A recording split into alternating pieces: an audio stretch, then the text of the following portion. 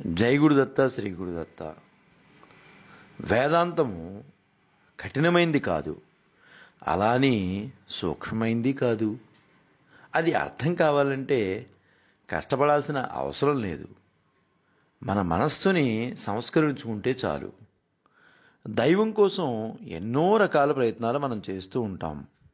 పూజలని, జపాలని, తపాలని, యోగ ధ్యానాలని వంటివి మనం చేస్తూనే ఉంటాం. ప్రతి క్రియకు తగిన ఫలితం ఉంటుంది. వరాలు, సిద్ధులు, శక్తుల్ని కూడా మనం పొందవచ్చు. కానీ ప్రవర్తన మారకుండా, పరివర్తన రాకుండా దైవం ఎప్పటికీ అర్థం కాడు, అనుభవంలోనికి కూడా రాడు. నీరు స్వచ్ఛంగా ఉంటేనే దాని అడుగు భాగం కనిపించినట్లే బాగా చదివిన విద్యార్థి స్వతహాగానే మార్కులు సంపాదించుకుంటాడు. చదవాల్సింది చదవకుండా ఉపాధ్యాయుడిని మెప్పించి మార్కులు వేయించుకున్న అతని జీవితానికి ఆ చదువు ఎంతవరకు ఉపయోగపడుతుంది? అందుకే వేదాంతం సాధన గురించి చెప్పదు, మనం సాధించుకోవాల్సిన ఫలితం గురించి చెప్తుంది. సహస్రనామాలతో దేవుణ్ణి మెప్పించాలని చూపిస్తున్నాం, కానీ మన చుట్టూ సహస్ర రూపాల్లో ఉన్న ఆయన ఎడల మనం ఉండాల్సిన తీరులో మనం ఉంటున్నామా లేదా అన్నది మనం చూసుకోవాలి. కాలంలో మార్పులు రావడం, సమాజంలో పోకళ్ళలో మార్పులు రావడం సహజం. ఇవన్నీ వ్యక్తి ప్రవర్తనతోనే ముడిపడి ఉన్నాయి.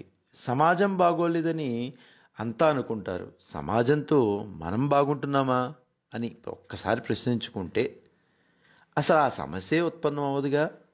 ఈ ప్రపంచంలోని దేవుని గురించి తెలియజేసే అనేక మతాలు, అనేక సంప్రదాయాలు, అనేక పద్ధతులు ఉన్నాయి. ఒకదానికి ఒకటి సంబంధం ఉండకపోవచ్చు. మనం ఏ మతంలో ఉన్నా, ఏ పద్ధతి పాటించినా, ఏ రీతిలో పూజించినా ప్రతి ఒక్కరికి సత్ప్రవర్తన అనేది అవసరం.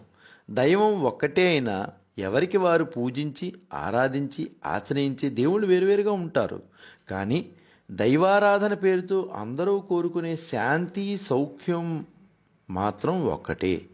ఒకే తరగతిలో అన్ని కులాలు, అన్ని మతాలు, అన్ని జాతులు బాలలందరికీ ఉత్తీర్ణత కోసం చెప్పే పాఠం ఎలాగైతే ఒకటిగా ఉంటుందో, మనుషుల్లో ఎన్ని వర్గాలున్నా జీవితంలో ఉత్తీర్ణత కోసం చెప్పే పాఠం కూడా ఒక్కటే. అదే మంచి నడవడిక. దైవారాధన కన్నా ధర్మాచరణ అనేది ముఖ్యమైంది. ధర్మం అంటే ప్రకృతితో మన సహజీవన క్రమం. మంచి మనసే మంచి ప్రవర్తనని ప్రతిబింబిస్తుంది. మంచి మనసు లేని మంచి ప్రవర్తన నటన అనిపించడమే కాదు, నటనే అవుతుంది. సరిగా పిలవకపోతే పిల్లాడే పలకడు కదా, ఇక పరమాత్మ ఎలా పలుకుతాడు? పరమాత్మను సరిగా పిలవడం అంటే మనసును, తనువును సన్మార్గంలో ఉంచి దైవం కోసం వేడుకోవడం.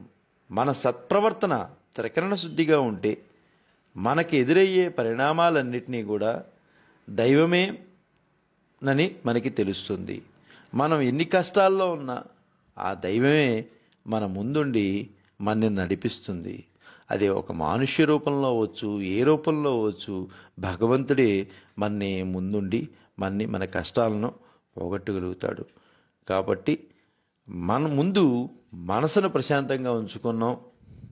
మనలోని చెడ్డ భావాల నుంచి మంచి భావాల్లోకి మనం వద్దాం. సత్ప్రవర్తనతో ముందుకు వెళ్దాం. జై గురుదత్త శ్రీ గురుదత్త. శ్రీపాద శ్రీవల్లభ చరణదాసుడు, మానికొండ రాజశేఖర శర్మ, రాజమహేంద్రవరం.